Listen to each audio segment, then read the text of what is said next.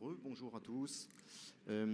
Après le voyage dans les contrées virtuelles du métavers, nous allons revenir à des préoccupations plus concrètes, plus terre à terre, avec cette table ronde consacrée à l'avenir du travail en entreprise. Cynthia, normalement, vous avez un micro. L'avenir du travail en entreprise, vaste sujet à la frontière de l'économique, du sociétal et du politique. Je pense que nous ne serons pas trop de 5 pour tenter d'en faire le tour cet après-midi. À mes côtés, Jean-François Palu, directeur général délégué du groupe Kering, géant du luxe qui regroupe notamment des maisons comme Gucci, Saint-Laurent, Balenciaga et Boucheron. Je précise, Jean-François, que vous avez rejoint le groupe en 1991, ce qui veut dire que vous êtes très attaché à votre entreprise. Et on verra dans notre conversation que c'est un élément important par les temps qui courent. Cynthia Fleury, vous êtes philosophe et psychanalyste, professeur titulaire de la chaire Humanité et Santé au Conservatoire national des arts et métiers. Vous avez publié cette année avec Antoine Fenoglio Ce qui ne peut être volé, charte du Verstohlen. Entre autres, dites-vous, ce qui ne doit pas nous être volé, c'est le silence, l'horizon, la qualité de vie, le temps long, la santé physique et psychique, autant de facteurs qui ne renvoient pas spontanément au monde du travail, mais c'est ce qui rendra notre conversation intéressante. Bertrand Martineau, vous êtes économiste et l'un des meilleurs spécialistes français des politiques de l'emploi. Vous avez été notamment conseiller social auprès du président Sarkozy de 2007 à 2008. Vous êtes aujourd'hui directeur du Conseil en formation et développement de compétences au sein du groupe CIACI Saint-Honoré et senior fellow à l'Institut Montaigne. Je tiens à oublier, Bertrand.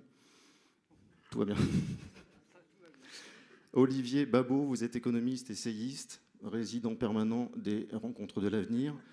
Vous avez cofondé l'Institut Sapiens que vous présidez depuis 2017. Vous êtes également professeur à l'Université de Bordeaux.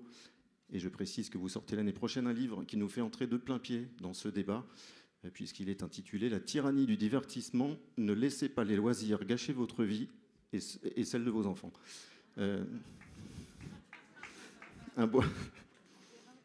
Voilà, je crois que ça se présente bien, Olivier. Pour commencer, je vous propose que nous creusions ensemble une idée qui s'est installée dans le débat public et qui voudrait que la période Covid ait totalement modifié notre rapport au travail. Une thèse qui s'appuie notamment sur la généralisation du télétravail, sur le phénomène de grande démission et ce qu'on appelle depuis peu de la démission silencieuse.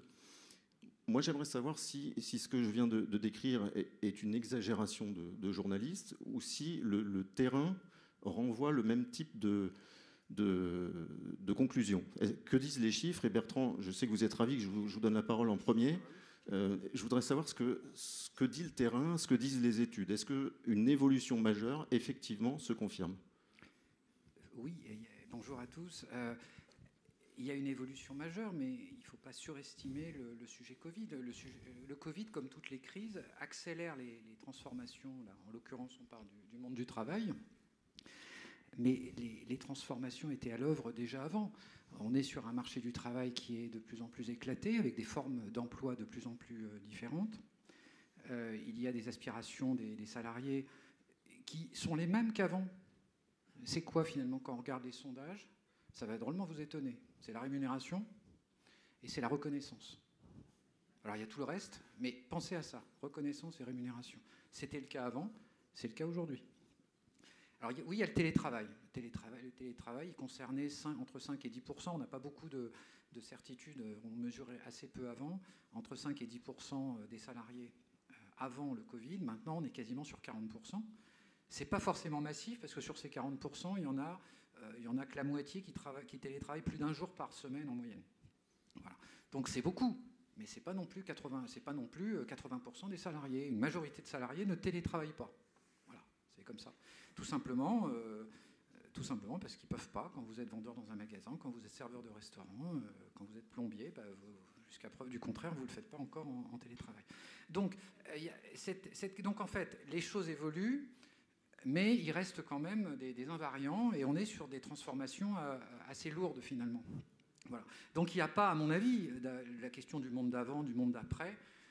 Je crois que les sujets auxquels on va faire face les entreprises ne sont pas fondamentalement différents. Ce qui a changé, c'est l'accélération et puis la situation du marché du travail. C'est ça la grande innovation et c'est un phénomène économique qui peut s'analyser économiquement.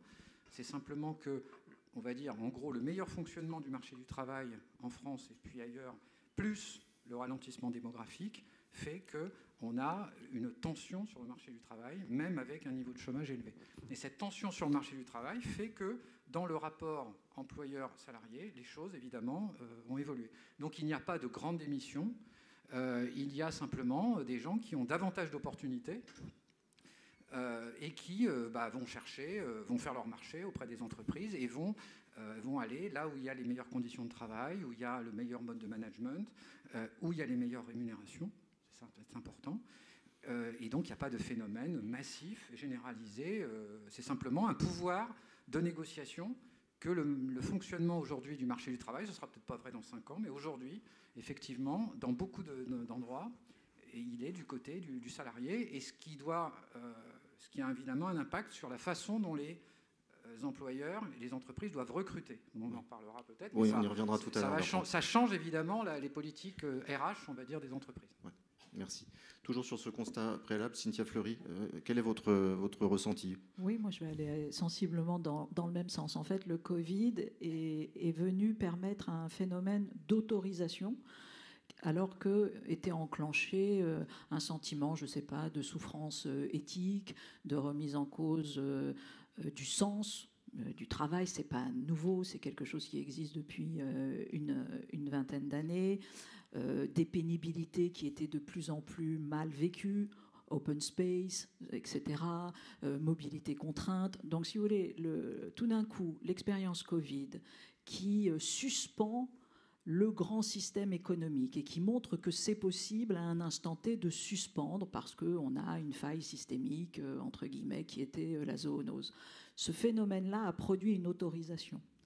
Très clairement en disant, en fait, on nous dit à chaque fois que le système est plus fort que nous, que ce n'est pas possible de faire autrement, que le télétravail était extraordinairement stigmatisé. C'était en gros les planqués. Bon, donc ce phénomène d'autorisation aussi, il a changé beaucoup de choses puisque tout d'un coup, des individus s'autorisent, se permettent et donc revendique dans un rapport de force un peu différent, de négociation, la possibilité de dire, écoutez, voilà, le télétravail, c'est pas 1 jour, 2 jours, 3 jours. Moi, j'ai des endroits où vraiment tous ceux qui peuvent faire avancer le télétravail le font. Mais encore une fois, c'est vrai que c'était des nécessités, si j'ose dire, qui étaient déjà enclenchées. Autre grande nécessité qui était déjà enclenchée et qui, là, encore une fois, devient encore plus forte, c'était les responsabilités sociales, comment l'entreprise pratique la transition sociale et écologique de demain, la question de la raison d'être, tout ça c'est dans le pipe depuis 30 ans. Mais, encore une fois, l'expérience Covid, tout d'un coup de dire « Ah, mince !»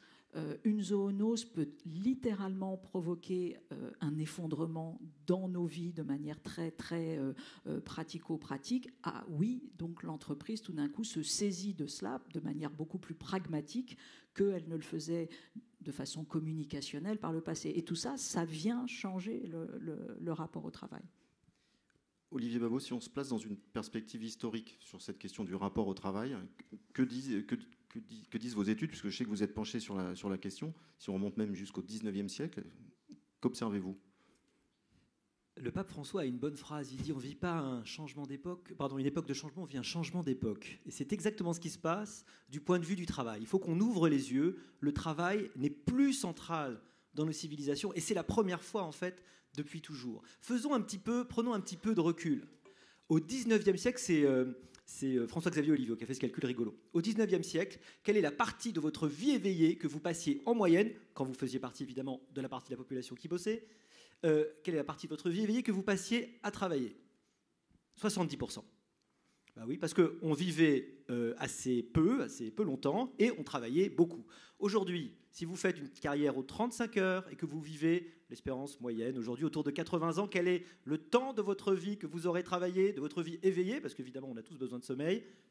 12%. Le fait est qu'aujourd'hui, le travail est devenu une sorte de moment qui va disperser, nous changer du loisir, alors qu'autrefois le loisir était le petit moment qu'on arrivait à trouver, les heures qu'on allait compter, qu'on allait pouvoir arracher au travail. Ce retournement, il est absolument complet, et je crois qu'il est vrai dans la nouvelle génération, mais il existait avant en fait.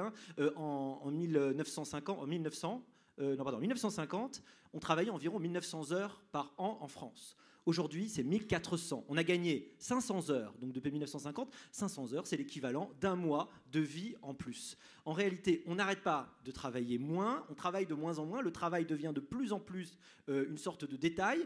Et quand j'ai fait l'espèce de pré-teaser de mon bouquin sur Twitter, les gens ont mal compris, ils ont pensé que je faisais un bouquin pour dire en gros on a trop de loisirs. Pas du tout. Moi, à la limite, je me réjouis du fait qu'on ait beaucoup de loisirs. Je pose juste la question de qu'est-ce qu'on en fait de cet océan de loisirs qui est devant nous. J'ai eu des menaces de mort, vous vous rendez pas compte?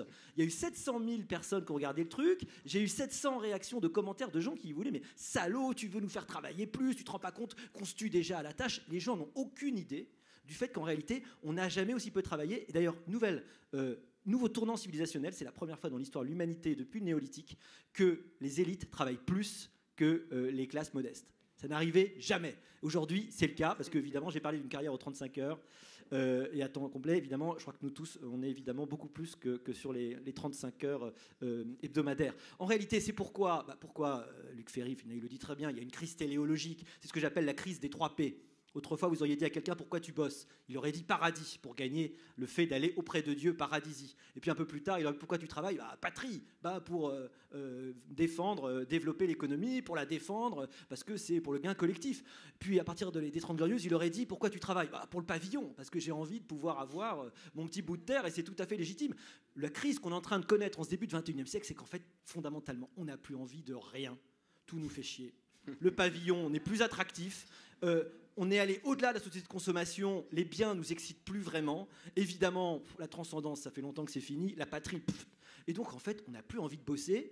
Mais la crise du travail, elle est pour moi aussi une crise du loisir, parce qu'en fait, on s'emmerde au moins autant dans les loisirs qu'on s'emmerde dans le travail. Voilà.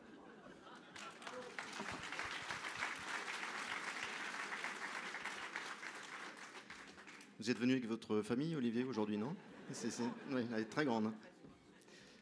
Jean-François Palus, moi j'aimerais avoir, sur la même question, après on passera à autre chose, mais votre regard de manager, de chef d'entreprise, sur cette évolution ou pas du rapport au travail. Qu'est-ce que vous vivez, vous, depuis votre fenêtre?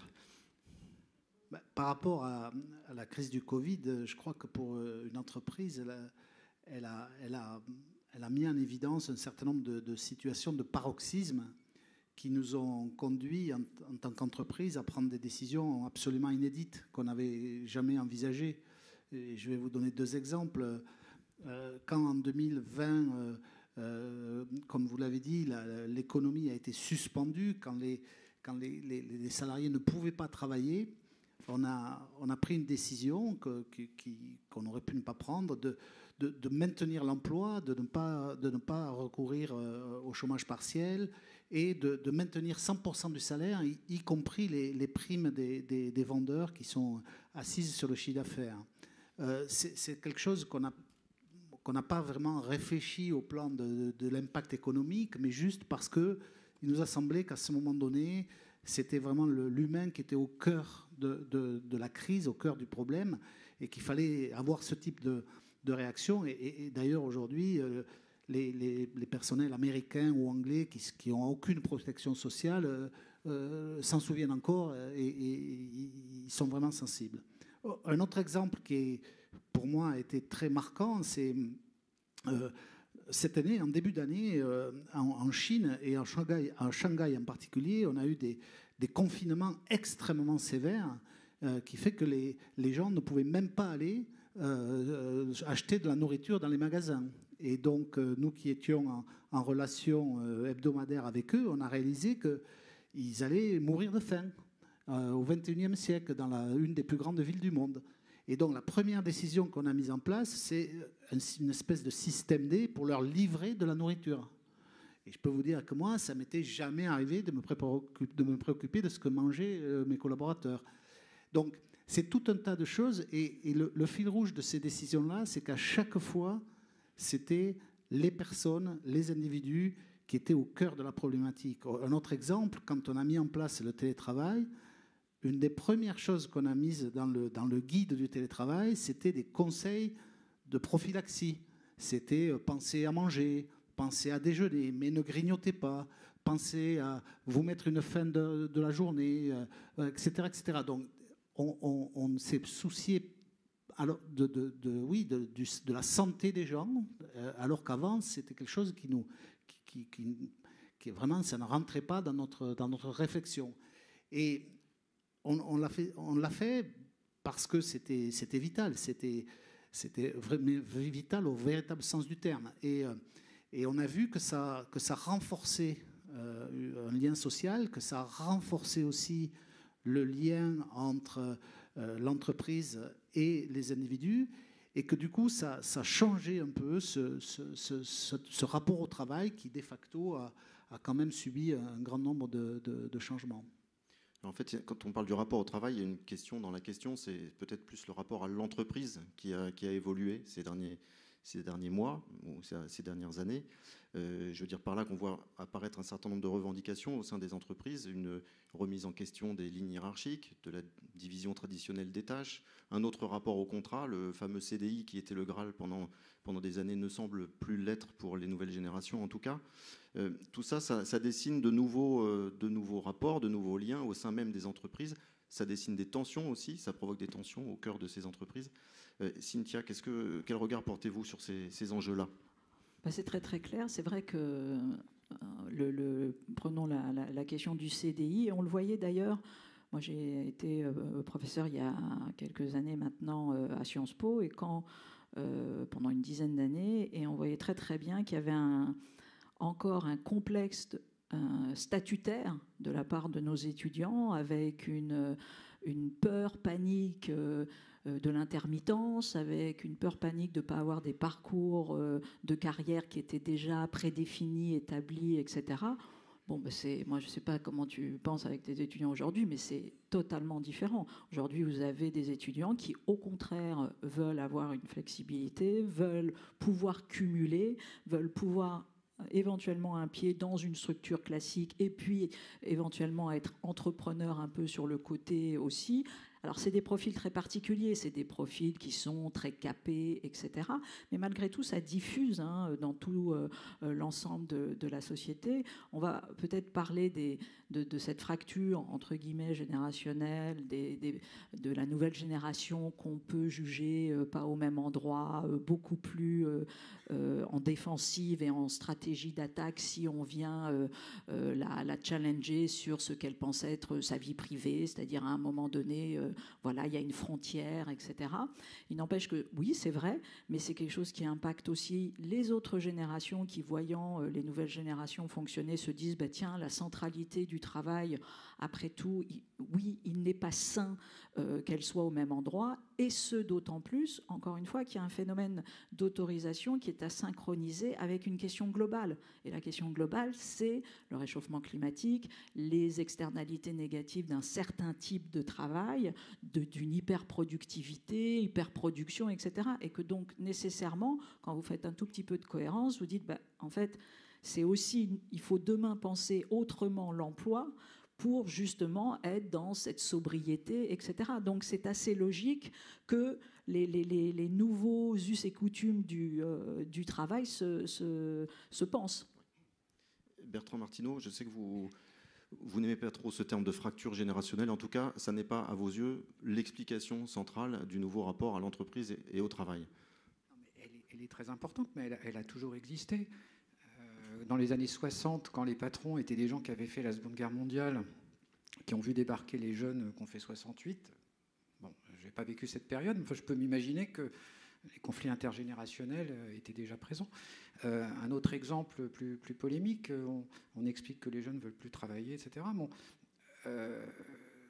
Madame Aubry, quand elle a fait passage aux 35 heures, en expliquant qu'on pouvait travailler moins en gagnant autant, elle n'était pas de la génération Y. C'est pas lui faire injure que de dire qu'elle était de la génération plutôt des baby-boomers. Donc il n'y a pas de... Le jeune d'aujourd'hui pose autant de problèmes. C'est des problèmes différents, mais en termes de management, il pose des problèmes particuliers, très importants. Il apporte aussi beaucoup de richesse. mais peut-être pas. C'est sans doute pas plus difficile à gérer que dans les âges précédents. Voilà. Enfin, donc il y a une fracture générationnelle, mais il y a d'autres fractures. Il y a des fractures numériques, il y a des fractures sur la capacité. À mon avis, ça va être le sujet le plus important des prochaines années. Il va y avoir une fracture entre les salariés qui ont une certaine possibilité de maîtriser leur évolution professionnelle et puis d'autres qui, pour tout un tas de raisons, n'ont pas cette possibilité. Il y a des fractures sur le télétravail. Ben oui, télétravail ou pas, parce que la possibilité de télétravailler, qui est extraordinairement plébiscitée par les salariés, donne un avantage en termes de qualité de vie, pour autant que ce soit bien fait, hein, évidemment, donne un avantage en qualité de vie par rapport à ceux qui ne peuvent pas télétravailler. Donc encore une fois, pour des raisons physiques, ce n'est pas la mauvaise volonté de l'employeur, c'est qu'il y a des métiers qui ne sont pas télétravaillés. Donc vous avez une nouvelle fracture qui est en train de se créer. Donc voilà, il y a tout un tas de fractures autres que la fracture générationnelle qui a toujours existé et qui prospère encore aujourd'hui. Olivier, sur cette question de fracture, Alors, fracture au pluriel. Est-ce que j'ai le droit d'être un peu provoque? Il y a une fracture socio-économique dans le rapport au travail.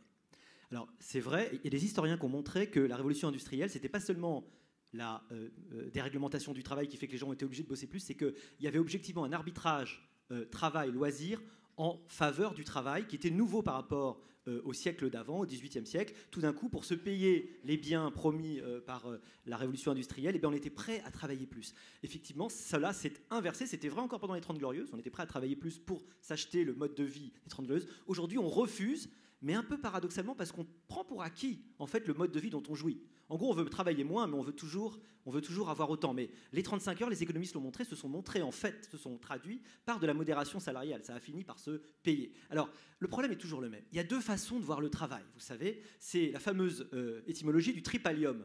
Ce serait le tripale, un instrument de torture. C'est pas spécialement agréable. C'est pas spécialement notre vocation en tant qu'être humain d'être torturé à travailler. À ce moment-là, évidemment, le travail n'est pas naturel. Moins on en fait, mieux c'est. Compter le nombre de minutes est donc légitime. Vous savez, comme dans la femme d'Ariane dans La Belle du Seigneur de Cohen, il travaille à la Société des Nations et il est très fier de montrer aux visiteurs, il a un tableau où il a prévu tous les jours jusqu'à sa retraite et chaque jour il coche un jour. Et voilà, évidemment Cohen rigole de ça, évidemment, parce que c'est le bourgeois sans intérêt typique dans le livre, mais c'est bien cette idée qu'on doit compter, et puis moins on travaille, mieux c'est. Et puis il y a la deuxième vision du travail, et vous savez, c'est l'ergone au sens grec. L'ergone grec, c'est lié à l'idée de terre, c'est le travail de la terre, ce qu'a donné Georges, évidemment, Géorgos, celui qui travaille dans la terre, qui travaille la terre, n'est-ce pas, le paysan, au sens vraiment noble. Eh bien, ce travail de la terre, il est très noble parce que c'est la culture au sens de dépassement, enfin de faire grandir les choses, et puis aussi au sens de culture, au sens des civilisations. Malheureusement, ce qu'on transmet comme représentation du travail de plus en plus à nos jeunes, c'est plutôt la vision, malheureusement, plutôt du tripalium. Et puis il y a une dernière chose qui est une fracture là vraiment socio-économique que je vois poindre et dont je parle dans mon livre. C'est l'idée que de plus en plus, on se rend compte que les gens ont du mal à mettre le plaisir à distance.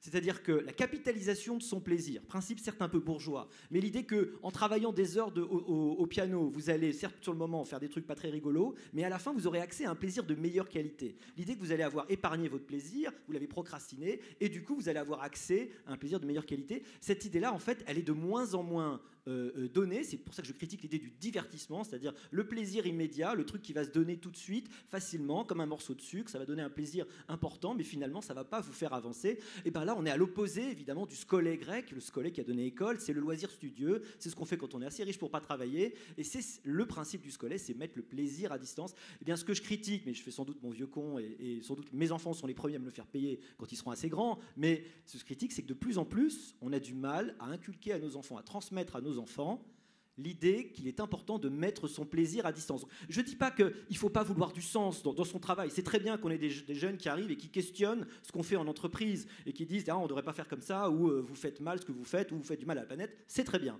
Mais je pense aussi que de temps en temps, c'est la forme que prend l'incapacité du jeune, c'est-à-dire son aspect un peu mercenaire, son incapacité à avoir de l'affectio societatis, c'est-à-dire à vraiment prendre fait et cause pour une entreprise et à s'y engager dans la durée. C'est aussi le reflet, malheureusement, de son incapacité à entrer dans la mise à distance de son plaisir immédiat, et c'est un peu dommage. Voilà. Jean-François. C'est toujours difficile de passer après Olivier. C'est compliqué. Je vais essayer de changer l'ordre, promis, la prochaine fois. Jean-François, toujours avec votre vision de manager, j'évoquais la remise en question des lignes hiérarchiques, de la division du travail, autant de choses qui semblaient installées pour toujours dans la vie de l'entreprise. Qu'est-ce que ça a changé pour vous dans l'animation de vos équipes, la prise en compte de ces nouvelles attentes? Ça complique considérablement, je l'imagine, votre job, mais ça se traduit par quoi concrètement? Quel type de réponse est-ce que vous apportez à ces attentes nouvelles? L'adaptation. Je crois que le rôle d'un manager, c'est de s'adapter à une situation, et celle-ci, effectivement, est cruciale, absolument. Et je pense que notre idée, ça a été de se rendre compte de cet égoïsme naturel de l'entreprise qui envisageait la réflexion selon un prisme quasi unique, et de changer de prisme pour intégrer les collaborateurs, et afin de réinventer ce contrat de confiance et de réciprocité qui fait le lien social dans l'entreprise. Et donc, c'est quelque chose qui nous a amené à changer beaucoup de choses, à professionnaliser la fonction RH. Moi, quand j'ai commencé à travailler, il n'y avait pas de directeur des ressources humaines, il y avait un chef du personnel. Et il faisait l'administration de la paye. Aujourd'hui, on se préoccupe de la planète, des talents, du bien-être des gens. Donc, ça a amené tout un spectre de sujets à traiter qui nous permet justement de renforcer ce lien social, de faire que les gens viennent bosser à propos, pas juste parce qu'ils en ont besoin ou parce que c'est comme ça. Et donc, on les fait participer, on insiste sur leur épanouissement, leur capacité à comprendre le rôle qu'ils jouent, à envisager cette contribution au succès de l'ensemble du collectif. Et ça donne quelque chose qui leur permet de répondre à cette quête du sens, et qui est importante. De la même façon que par notre engagement dans une certaine légitimité citoyenne, on a donc des actions de responsabilité environnementale, sociétale, auxquelles d'ailleurs on les fait participer. Et d'ailleurs, chez Kering, chaque employé a le droit et même est incité à prendre de son temps de travail pour participer à des œuvres de charité, et dans un programme qui s'appelle Giving Back, et qui d'ailleurs, moi, parce que j'y ai participé, m'a beaucoup apporté, et c'était vraiment une expérience très, très riche pour moi. Et donc, c'est quelque chose qui est vraiment maintenant au cœur du travail. C'est même dans notre raison d'être, ça a légitimé ou pas légitimé, ça a incité notre changement de nom, etc. Donc c'est vraiment devenu le moteur de l'entreprise. Jusqu'où aller? Parce que le danger, c'est d'étendre sans cesse le terrain, de prendre en considération de plus en plus d'attentes des salariés, y compris sur le terrain personnel, familial. Est-ce qu'on n'a pas le risque de donner naissance à une entreprise nounou, comme on peut parler d'un État nounou? Il y a vraiment, comment est-ce que vous dosez? Vous fixez une limite au-delà de laquelle vous dites là on est dans le politiquement correct, mais ça devient contre-productif pour l'entreprise? Vous savez, mon job en tant que manager, c'est quand même de transformer du travail en performance. Et donc, moi, j'aime la performance. J'aime le sport, et le sport, c'est fait pour gagner. Donc, voilà, c'est OK, c'est sympa, on a une bonne ambiance, on met ce qu'il faut, on est une entreprise de luxe, donc on a des beaux locaux, on a des conditions de travail qui sont très très bonnes, on a des politiques positives, par exemple de baby leave qui donne 14 semaines de congé parental à chacun des deux parents qui sont adoptifs ou biologiques, enfin, mais quand même, tout ça, c'est pour un objectif de performance. Et pour nous, ce n'est pas l'un ou l'autre, c'est les deux. Et on est convaincu que c'est jouable, que c'est tout à fait possible. Cynthia, nous sommes là au cœur du bien-être, au cœur de votre ouvrage, d'une certaine façon. En tout cas, c'est vrai que c'est un des points aujourd'hui sur lequel il est beaucoup plus difficile pour les entreprises de négocier, parce que voilà, on est, si vous voulez, dans une ère post les grands procès contre le harcèlement dit de management. Juste un point quand même sur l'évolution du harcèlement au travail. On a commencé dans les années 2000 à dire, voilà, il y a du harcèlement moral et il nous fallait désigner une personne, et en l'occurrence un responsable hiérarchique. Et puis il y a eu l'arrêt Laposte, et l'arrêt Laposte a validé le fait qu'il n'y avait pas besoin de supérieur hiérarchique, que donc le harcèlement pouvait avoir lieu entre pairs, entre collègues. Et puis vous avez eu l'arrêt HSBC ensuite, qui a validé le fait qu'il n'y avait même plus besoin de personne. Donc ni besoin d'un problème hiérarchique, ni besoin de collègues désagréables, mais qu'un mode de management, dans son caractère anonyme, pouvait être qualifié de harcelant. C'est très important parce que cette évolution du droit, elle a fait changer beaucoup de choses. Elle a fait changer, si vous voulez, le rapport de force de l'employé, la judiciarisation aujourd'hui des conflits, ça va beaucoup plus vite. Et bien évidemment que, alors je ne parle même pas à vous rajouter MeToo, et donc la vague de harcèlement sexuel, et tout ça, ça vous régule très différemment un écosystème du travail où tout d'un coup, on ne va pas se mentir, la direction des RH et la direction juridique redécouvrent de manière un peu forcée la nécessité du bien-être, parce que de fait, sinon ça lui est renvoyé en backlash de manière très très violente, avec en plus des entreprises qui sont cotées en bourse, etc. La e-réputation aujourd'hui, le name and shame, c'est beaucoup plus problématique qu'il y a quelques années. Vous pouvez voir votre action chuter considérablement. Donc tout ça fait que, de fait, le rapport il est différent. Donc le One Health, le One Health, c'est la santé environnementale, la santé des individus qui constitue, entre guillemets, de manière communicationnelle, notre grand cadre aujourd'hui. Ça, impacte. Vous rajoutez des nouvelles générations qui ne sont pas au même endroit, qui sont contre le micromanagement, qui trouvent que le trop de process, c'est également, pas du tout pour eux important. Et puis, troisième point, qui est très important et qui est devant nous, l'allongement de la vie. Donc, l'allongement de la vie et la volonté des seniors et puis des individus, de nous tous ici, d'avoir ce qu'on appelle l'espérance de vie en bonne santé. Donc, espérance de vie en bonne santé, ça veut dire quoi? Ça veut dire que l'entreprise va être sollicitée pour accompagner les aidants. Donc la moitié des personnels sont des aidants déclarés ou pas. Donc ça change tout. 2, c'est une grande conquête. Elle est compliquée. Le cancer devient une maladie chronique. Donc vous avez des personnes qui sont pendant 15 ans, 20 ans, entre guillemets, potentiellement malades ou avec une récidive, etc. Donc c'est toute la charte cancer, travail c'est tout ce qu'on appelle le recovery, le rétablissement, et bien évidemment que les entreprises sont des points importants de cette santé. Donc vous voyez, cette question-là, elle fait que tout d'un coup, l'entreprise devient un peu un partenaire de vie global, et pas simplement, effectivement, la question du travail. Donc c'est pas simplement la centralité du travail qui change, si vous voulez, c'est que tout d'un coup, tous les grands acteurs du système sont en train de remodifier leur rôle dans nos vies.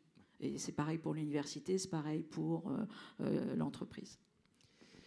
Bertrand Martineau, pour une entreprise, prendre en compte ces nouveaux enjeux, c'est à vos yeux aussi un impératif absolu aujourd'hui? Oui, alors Jean-François Payus a rappelé que, il faut le redire, le but d'une entreprise, c'est quand même la performance.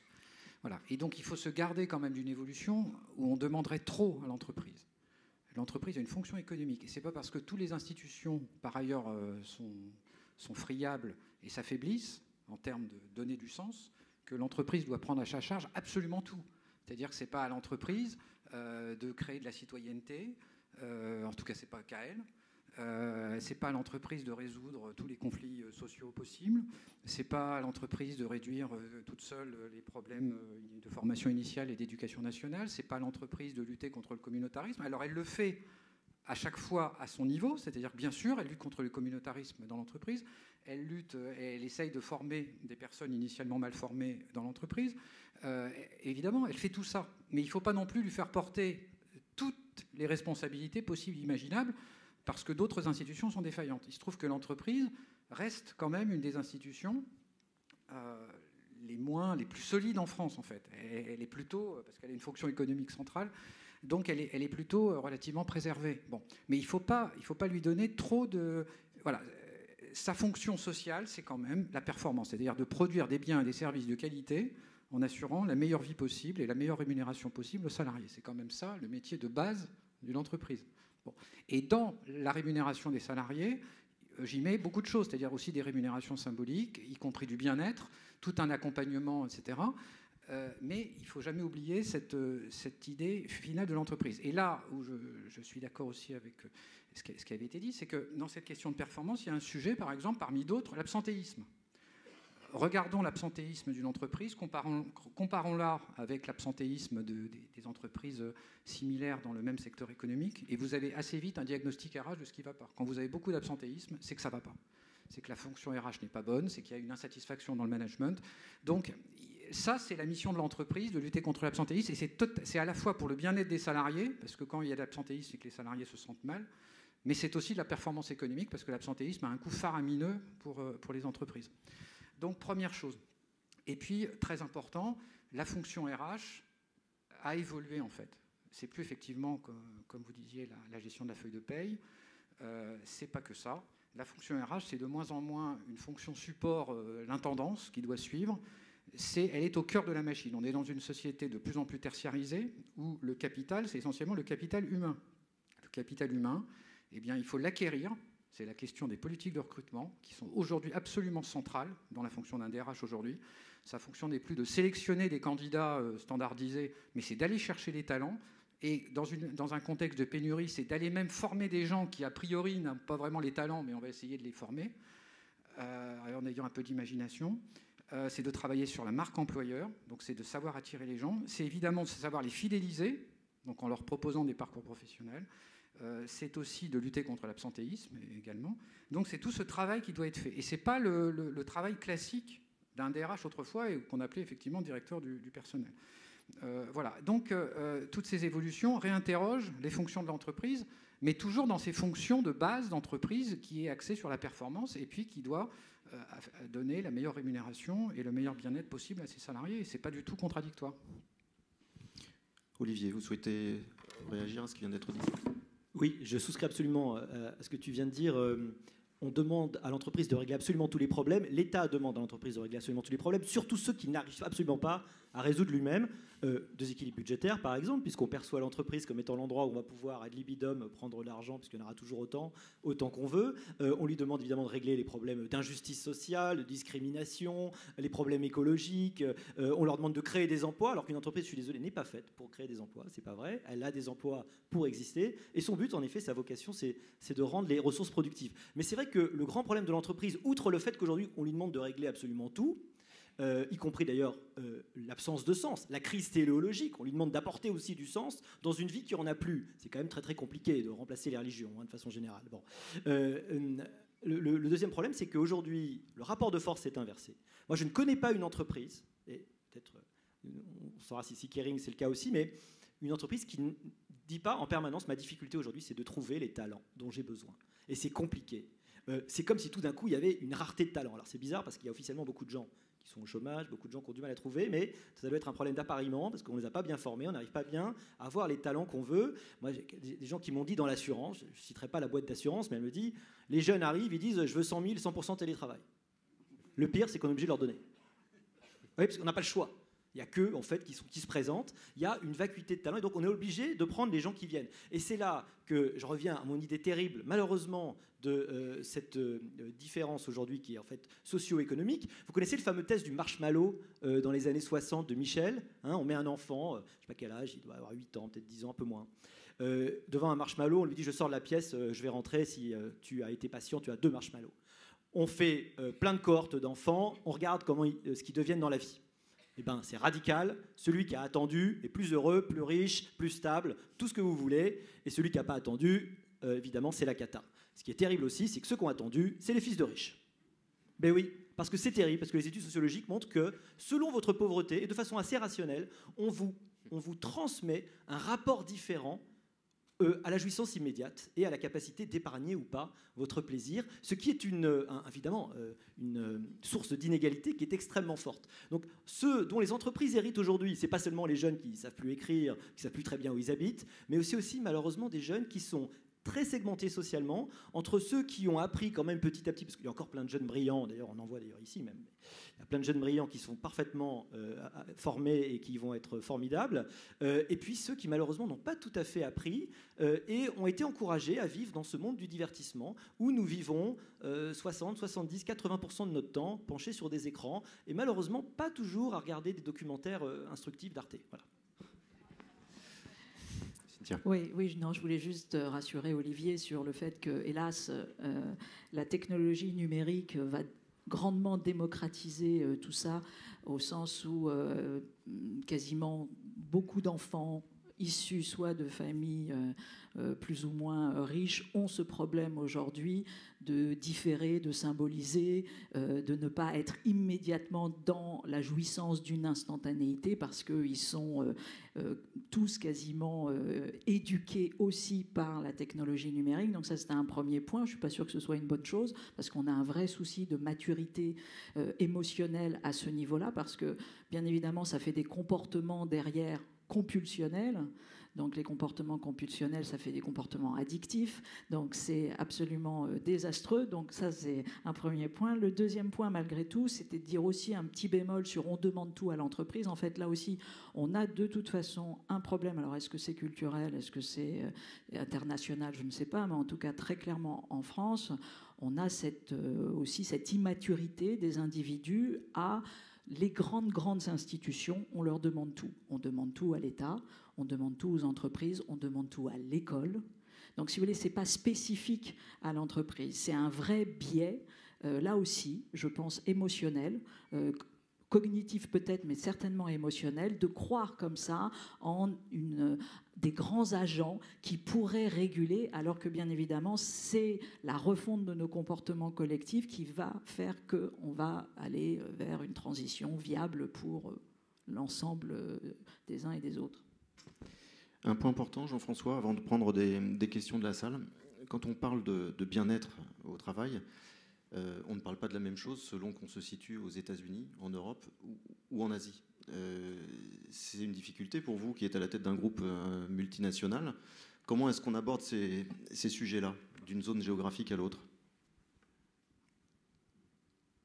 Avant d'être une difficulté, c'est une grande richesse. C'est un grand intérêt parce que ça révèle la diversité de nos cultures, de nos personnes, de nos collaborateurs. Et pour nous, c'est une vraie richesse, c'est un vrai patrimoine. Et donc, ça nous oblige effectivement à prendre en compte les personnes en tant que personnes, en prendre en compte leur réalité pleines et entières, et en tenir compte. Et que ce soit au niveau culturel, au niveau professionnel, au niveau de leur bien-être, au niveau de leurs préoccupations. Et c'est vrai que des environnements sociaux, politiques, économiques de Chine, des États-Unis et de la France ne sont pas du tout les mêmes. Mais même de façon très proche, vous ne travaillez pas avec un Italien comme avec un Anglais. Donc, mais justement, ça vous oblige à vous dépasser, à vous questionner pour prendre en compte tout ça. Et après, vous rendez compte que vous êtes plus riche de ça. C'est du boulot, mais c'est un plaisir aussi. C'est un plaisir. Mais en revanche, ce dont nous parlons là se manifeste absolument partout dans le monde aujourd'hui. Complètement. Ouais. Et je vous dirais même, c'est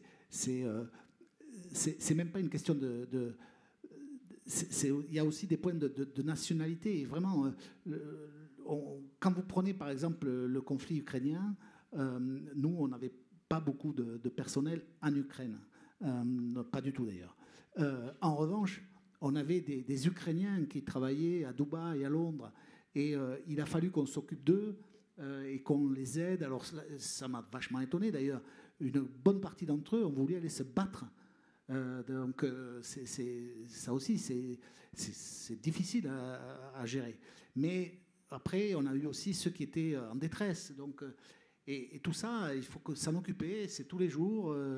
Bertrand l'a dit, c'est un vrai boulot. Il y a une équipe RH très conséquente. Alors, nous, on est une entreprise de luxe. On a des moyens, on a, je dirais, des facilités et on les utilise pour ça. Merci. Alors, en dehors de la famille d'Olivier Babot, y aurait-il des questions dans la salle pour rebondir sur nos échanges? Monsieur et madame.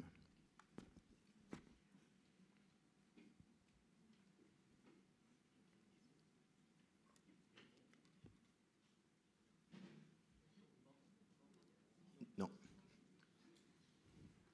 Maintenant, c'est bon? Oui, très bien. Parfait. Oui, bonjour, merci pour ces échanges très riches. Le monde du travail est effectivement un monde très complexe. Il suffit de regarder, par exemple, l'évolution du Code du travail depuis 20-25 ans, qui a carrément doublé, voire même davantage encore. Je voudrais revenir sur un sujet qu'on n'a peut-être pas abordé, puisqu'on parle d'avenir. C'est le sujet du lien de subordination ou du lien contractuel.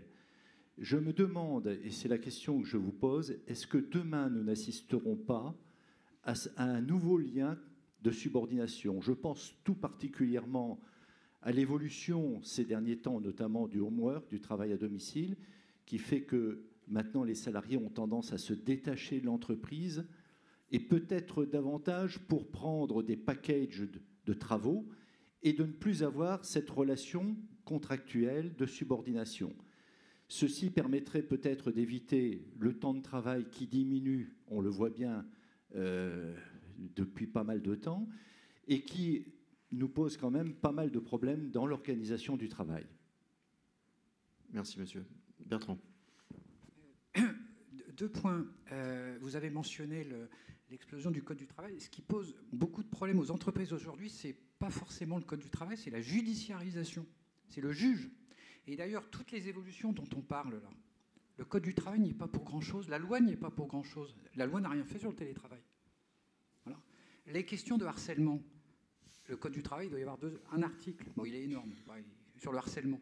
Mais en fait, ça fait 20 ans qu'il y a une jurisprudence extrêmement tatillonne sur le sujet. Voilà. Et le sujet des DRH aujourd'hui, c'est de jouer avec la jurisprudence qui, contrairement au Code du travail, est encore plus instable.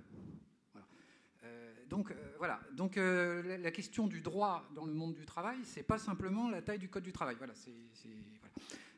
qui s'est d'ailleurs par ailleurs assoupli, puisque la rupture du contrat de travail est quand même beaucoup plus facile aujourd'hui qu'il y a 20 ans.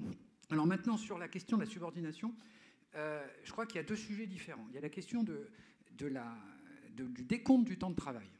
Et là, la civilisation de l'industrie, avec le décompte à l'heure et dans la journée, pour beaucoup de professions, pas pour toutes, pose quand même beaucoup de problèmes. Et donc, ce qu'a révélé le télétravail, l'essor du télétravail, c'est qu'il y a beaucoup plus de salariés autonomes que ce qu'on pouvait le penser. Il n'y a pas que les fameux cadres autonomes au sens du droit du travail qui sont véritablement autonomes. Il y a beaucoup d'employés, de simples employés, qui sont beaucoup plus autonomes. Et donc se pose la question du décompte du temps de travail et le fait de peut-être pas le faire en heures mais en jours, comme c'est possible pour beaucoup de cadres, de l'annualiser aussi. Donc il y a toute une réflexion à faire sur le temps de travail. On peut sans doute aller beaucoup plus loin dans la fin de la civilisation de l'usine traditionnelle. En revanche, sur la subordination, moi je suis convaincu que l'essence même de l'entreprise, c'est quand même le lien de subordination. C'est-à-dire qu'il y a un objectif qui est fixé, il y a des gens qui se mettent ensemble, donc ce sont des équipes en fait, en direction d'un projet. Dans une équipe, il y a forcément de la hiérarchie, il y a du management. Alors le management, il doit être le plus intelligent possible, il doit utiliser beaucoup des incitations, c'est pas forcément quelque chose d'autocratique, certainement pas, mais on est quand même dans le lien de subordination. Donc je pense qu'il faut concilier le fait que l'existence de l'entreprise reste fondamentalement basée sur le lien de subordination, c'est-à-dire on ne fait pas absolument n'importe quoi, n'importe quand. Quand on est dans un magasin, on n'arrive pas n'importe quand, voilà, donc il y a un lien de subordination. Mais en même temps, il y a sans doute beaucoup plus de marge d'autonomie. Donc je crois que c'est dans cette dialectique que vont évoluer les pratiques dans les prochaines années. C'est-à-dire beaucoup plus d'autonomie et un lien de subordination sans doute assoupli, mais qui restera quand même juridiquement prégnant probablement. Olivier, puis Cynthia, je vous ai vu réagir également. Oui. Merci. Je crois que vous mettez vraiment le doigt sur un problème fondamental, c'est-à-dire qu'une tension qui existait déjà depuis toujours, qui est inhérente à la relation de travail, la tension entre hétéronomie et autonomie, le fait d'être autonome, de recevoir soi-même la loi, et puis hétéronome, de la recevoir de l'extérieur. Tension qui s'accroît, pourquoi ? Parce que, qu'on le veuille ou non, on a quand même une génération qui a été beaucoup élevée dans l'idée de « sois toi-même ». Méprise les conventions. Être toi-même, c'est d'ailleurs en général mépriser les conventions. Décide toi-même de qui tu es, etc. Or, par définition, une entreprise, c'est un endroit où il y a des moments, il va falloir, c'est la définition même du lien de l'existence d'un contrat, c'est quand il y a un lien de subordination. Donc, il y a un moment donné, il va falloir que tu acceptes des ordres, des horaires, des conventions sur le fait de s'habiller. Par exemple, je sais pas, un de mes étudiants un jour me disait, mais de toute façon, tout ça, le fait de s'habiller, mettre un costume et tout, c'est une convention, je pourrais arriver en short, etc. Je lui dis non, erreur. La convention, elle fait partie, en réalité, de la façon dont on vit en société, et tu donnes tout une sorte de signal autour de ta capacité à travailler avec les autres. Donc, tu n'es pas toi-même. C'est ça qui est terrible, parce qu'en entreprise, tu arrives et on dit non, tu vas pas être totalement toi-même. Tu vas devoir respecter certaines règles. D'ailleurs, c'est aussi vrai en société, mais c'est un peu moins grave. Mais dans une entreprise, c'est gênant quand la personne arrive en disant mais oui, mais j'arrive, vous me prenez moi complètement tel que je suis, je ne fais aucun effort, il n'y a pas de négociation, et c'est à prendre ou à laisser. C'est là que la tension devient difficilement gérable dans certains cas. Oui, alors moi je dirais les choses un tout petit peu différemment, même si je suis d'accord, mais malgré tout, non. Sur la question du lien de subordination, je pense qu'il va y avoir une vraie, et qu'il y a déjà en fait une vraie révolution. Parce que quand vous faites, si vous voulez, de la code, alors c'est des mots, mais c'est pas tout à fait des mots quand même. Quand vous faites de la co-définition des objectifs, par exemple, ce qui est le cas aujourd'hui, c'est pas totalement de la subordination. Donc on est dans une ère de co-design, c'est-à-dire que quand je disais que les individus aujourd'hui refusent le micromanagement, c'est du lien de subordination sur toutes les tâches. Sincèrement, vous avez tous ceux qui peuvent entre guillemets refuser cela le refusent parce que c'est toujours un problème de rapport de force. Donc vous prenez la subordination quand vous n'avez pas un rapport de force, vous n'êtes pas identifié par exemple comme un talent. Donc, si vous êtes identifié comme un talent, très clairement, on ne parle plus tellement de questions de subordination, même si dans les faits, etc. Donc ça, c'est un point tout de même assez important. Ensuite, vous avez, je peux vous renvoyer à quelqu'un qui avait beaucoup travaillé sur ces nouvelles formes, Pierre-Michel Menger, qui est professeur au Collège de France et qui a beaucoup travaillé justement sur les contrats d'intermittence, c'est-à-dire de plus en plus vous avez des individus qui considèrent que éventuellement ils sont prêts à se donner, à travailler en mission de manière très très très très très forte comme des sportifs de haut niveau, et puis après ils vont se rétracter et donc ils vont cumuler des points, etc. Donc là aussi, si vous voulez, c'est pas de la subordination, c'est à un instant T, dans un moment, je fais une performance ultra parce que je l'ai décidé. Éventuellement, je vais être rémunéré un peu différemment dans ce moment de performance. Et puis, dans d'autres moments, en revanche, je vais demander qu'on me redonne ma liberté, soit pour vivre un moment avec ma famille, etc., soit pour faire un projet qui m'est propre. Donc, c'est quand même des grandes révolutions de manière de faire. Et dernier point, pourquoi la subordination avait été si acceptée il y a 50 ans, etc., parce qu'il y avait la protection. Donc, si vous voulez, le deal qui a été celui de la subordination acceptée, c'était aussi le deal d'une protection. Aujourd'hui, on est dans un univers, malgré tout, de déprotection très, très fort et qui fait que, très clairement, il y a une autonomie qui se met en place. Bertrand, très rapidement, pour qu'on ait le temps de prendre une autre question. On est vraiment au cœur du sujet. Bien entendu, il y a de plus en plus cette aspiration. Et le droit du travail maintenant, et puis le statut d'auto-entrepreneur le permet. Mais quand même, l'entreprise, c'est un projet à la base. Et on n'a pas un projet industriel uniquement en s'appuyant sur un réseau d'indépendants et des gens qui sont rémunérés à la tâche. On ne construit pas un avion pour le futur d'ici 20 ans uniquement sans avoir des équipes soudées avec une hiérarchie. comme dans tout projet humain collectif. Il y a du collectif quand même. Voilà, donc c'est pour ça qu'autonomie, oui, mais je pense quand même que l'entreprise, c'est un projet. Qui dit projet dit quand même des relations ordonnées. Je sais pas quoi, alors, si le mot subordination choque, mais ordonnées, voilà, voire hiérarchisées entre les individus.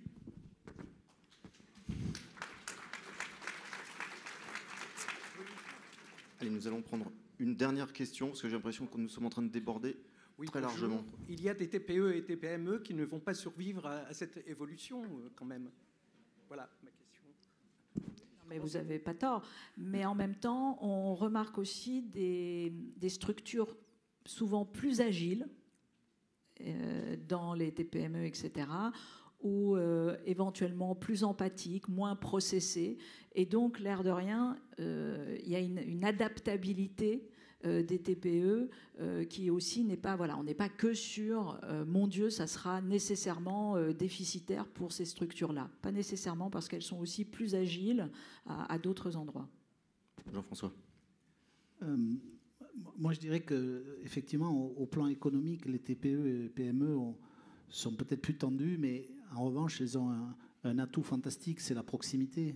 Nous sommes convaincus que ce qui compte, c'est la relation avec les personnes, et que cette relation doit être sincère, elle doit être intelligente, elle doit être émotionnelle, bienveillante.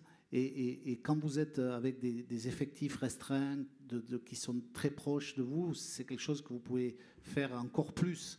Et moi, je pense que c'est une vraie richesse plus qu'un handicap.